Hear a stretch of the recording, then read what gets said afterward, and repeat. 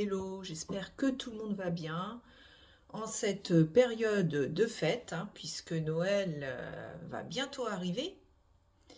Ça va réjouir petits et grands, ou pas, les fêtes de famille, les tensions familiales, les jalousies entre frères et sœurs, les cadeaux, la bûche de Noël, enfin bon, bref.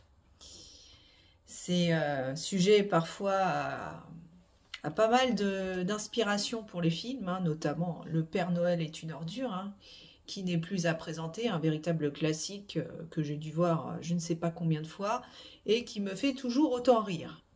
Voilà. Alors là, je voulais évoquer plusieurs petits sujets, alors sans vraiment parler d'un sujet en particulier, mais toutes les petites choses que j'ai vues passer ces derniers temps et qui m'ont interpellée. Notamment, qu'est-ce que j'ai vu?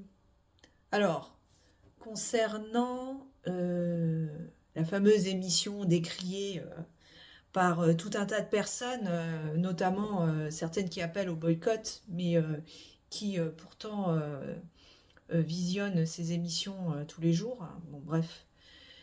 Voilà. Alors moi, je regarde certains extraits hein, de cette émission, n'est-ce pas, hautement enrichissante au niveau intellectuel, hein, on va pas se cacher. Voilà, avec Nouna, hein, Baba pour les intimes. Alors, je tombe sur certains extraits de vidéos qui passent sur X, hein, anciennement Twitter. Sinon, impossible pour moi de regarder cette émission dans son intégralité parce que bon, hein, c'est tellement absurde, c'est tellement idiot que ça devient très vite lassant. Mais j'étais tombée donc sur un extrait de vidéo. Sur un extrait de vidéo, ça me fait rire quand j'y pense d'ailleurs. C'était par rapport à, évidemment, la polémique hein, sur Depardieu. J'ai fait une vidéo là-dessus d'ailleurs. Voilà, où je parle du sujet, hein. Si ça vous intéresse, bah, je vous invite à la regarder. Et donc, je suis tombée donc, sur un extrait de TPMP qui est passé, je crois, jeudi soir, où on a pu voir l'avocat de Yann Moix qui s'est exprimé. Et j'ai trouvé ça, mais d'une mauvaise foi incroyable. Une mauvaise foi, mais c'est pas possible en fait. L'avocat, il a aucun argumentaire. C'en est risible. Parce que voilà, Yann Moix, il est intervenu sur le plateau pour dire que, en gros, il avait fait un documentaire sur Depardieu lorsqu'ils étaient allés donc aux 70 ans du régime nord-coréen en 2018, et que, au vu de tout du comportement de Depardieu et des propos qu'il avait tenus, hein, voilà, moi, je vais pas revenir dessus, mais bon, il s'était rendu compte que ça pouvait pas être diffusé dans le cadre d'un reportage ou d'un film. Bon, voilà, ça, c'est pas possible. Et en fait, donc il explique que Yann Moix donc explique que voilà, il a des rushs, donc des rushs ont été cédés à l'émission Complément d'enquête sans son accord, patati et patata. Et alors là, l'avocat pour le défendre. J'ai trouvé ça, mais c'est vraiment prendre les téléspectateurs pour des abrutis, pour des bus, pour des perdreaux de l'année, je sais pas, pour des lapins de 6 semaines, je comprends pas en fait. L'avocat justifie en fait les propos et le comportement de Depardieu pour dire qu'en fait c'était une œuvre de fiction. Et donc que les propos qu'il a tenus et le comportement qu'il a eu, en fait, il jouait un rôle, voilà, il jouait un rôle parce que limite c'était un film, que Yann Moix lui avait demandé de jouer son propre rôle, mais évidemment en amplifiant son personnage et traits de caractère, et que en fait c'était pas du tout spontané de sa part, et que c'était vraiment une fiction, et que vu que c'était une fiction, nous dit l'avocat de Yann Moix, eh bien euh, on ne peut pas les propos de Depardieu, c'est son comportement, son attitude, les scènes qui ont été filmées ne peuvent pas faire l'objet d'une plainte, hein, plainte pour, je sais pas, harcèlement S, etc. Ça peut pas faire l'objet de plainte parce que il jouait son propre rôle, en fait. Voilà, tout ce qu'il explique. Il explique tout simplement que Depardieu jouait son propre rôle, et donc dans ce cas-là, ça ne peut pas être soumis à une plainte. Pardon? Non, mais vraiment, on nage en plein délire, hein, parce que c'est absolument pas ce que Yann Moix avait dit sur le plateau de TPMP quelques jours auparavant. Il avait absolument pas dit que il s'agissait d'une fiction, mais que c'était bien un documentaire qui montrait Depardieu au naturel, hein, voilà, dans toute sa splendeur, hein, entre guillemets, et que voilà, il n'a jamais parlé de film. Donc vraiment la défense de l'avocat, bah je suppose que quand on n'a plus aucun argument, on est bien obligé d'en trouver, d'en inventer en fait. Mais ça fait pitié. Moi j'ai trouvé ça. Le- la situation ne serait pas aussi grave, on en rigolerait. Franchement, on en rigolerait. Et alors, il y a ça qui est passé. Il y a un autre truc aussi, mais bon, hein, avec notre cher président, monsieur Macaron, hein, Micron, hein, Macron, hein, voilà, qui, alors j'ai pas vu l'émission, mais apparemment il a été interviewé par la présentatrice de l'émission C'est à vous.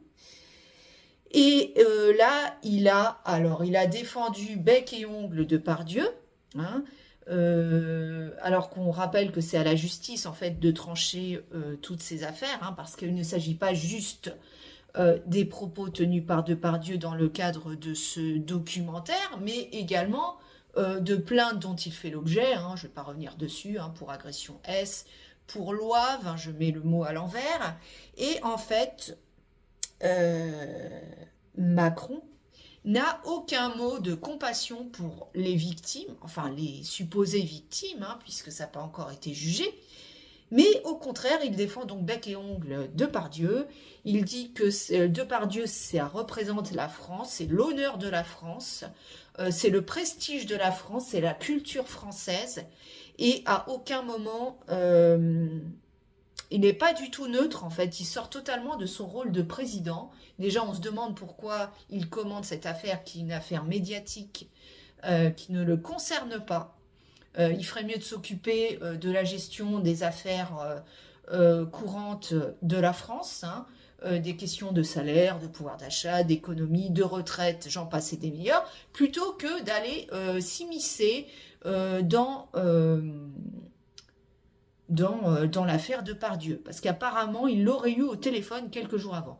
Donc, on a tout un tas de membres de l'intelligentsia, hein, du Cosmos, qui côtoient Depardieu, qui le défendent. Donc, évidemment, sa famille, bon, ça, à la limite, on peut le comprendre. On a son ex, hein, Carole Bouquet, qui a parlé, je crois, sur le plateau de Quotidien, qui défend également Depardieu. Bon, on a tout un tas de personnes, notamment des personnes haut placés qui défendent Depardieu. Donc, en fait,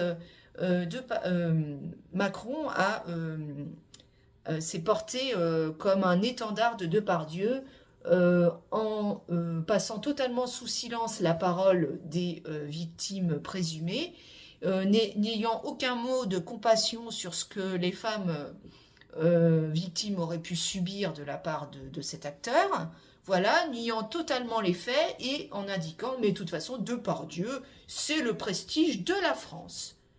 Alors je veux bien que Depardieu soit un immense acteur, et encore là, ça devient subjectif. Certains vont l'apprécier, d'autres moins. Bon, évidemment qu'il fait partie de la culture cinématographique, c'est évident, mais de là à dire que Depardieu, c'est l'honneur de la France, c'est un petit peu galvaudé. Et donc, voilà.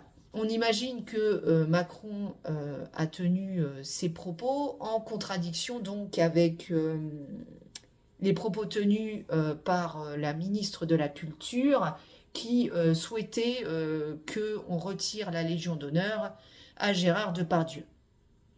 Et sans que Oui, sans que cette ministre ne s'en entretienne au préalable avec le président de la République, ce qui, je pense, l'a profondément déçu, pour rester dans des termes, on va dire, enfin c'est un euphémisme, hein, je pense il est vénère, hein, il est vénère de l'attitude de la ministre de la Culture.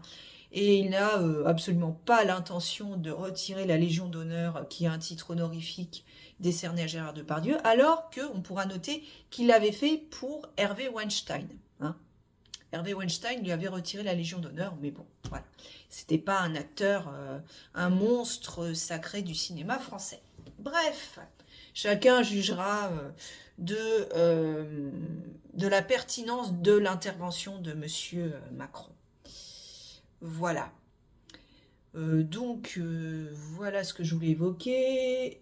Qu'est-ce que je voulais évoquer encore? Bon, j'ai déjà évoqué, hein, c'est c'est certaines chaînes sur YouTube ou d'autres, hein, d'ailleurs, le nivellement par le bas. Le nivellement par le bas qui intervient sur tout un tas de chaînes de réseaux sociaux. Et on sait bien que la qualité d'un contenu n'est pas corrélée au nombre de vues, de likes et d'abonnés. Hein. On sait très bien que les chaînes fonctionnent beaucoup sur le buzz, pour certaines vidéos, le putaclic, c'est-à-dire mettre des titres sur des vidéos qui ne correspondent pas ensuite au contenu présenté dans la vidéo, pour attirer un maximum de monde, bien évidemment. Et, certains créateurs de contenu qui peuvent inciter leurs abonnés tout simplement, ou tout simplement les gens qui regardent leurs vidéos, à manquer cruellement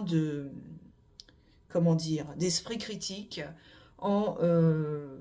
et à la rigueur, là, c'est même pas le créateur de contenu que je vais blâmer, c'est plus cette certaine catégorie de personnes qui vont prendre pour argent comptant tout ce qu'un créateur de contenu peut leur dire. Voilà, demain je vous annonce que c'est la fin du monde dans 3 ans et que 90% de la population terrestre va décéder après une épidémie. Et là, j'ai la plupart des personnes qui vont me dire « Ah mais oui, tu as raison, on le savait tous, c'était un complot, un gigantesque complot monumental.